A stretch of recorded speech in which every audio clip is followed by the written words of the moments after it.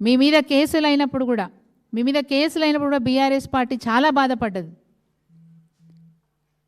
మీ అన్న మా party working president KTR గారు 24 గంటలు మీరు జైల్లో ఉన్నన్ని రోజులు మీ గురించి ఆలోచించినారు.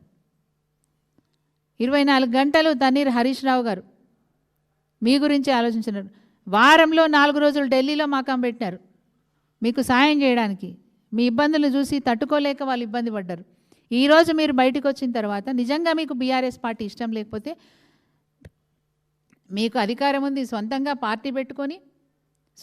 పార్టీ పెట్టుకొని ప్రజా సమస్యల మీద పోరాటం చేసే అవకాశం మీకుంది. రాజ్యాంగం అట్లాంటి అవకాశాలు అందరికీ కల్పించింది.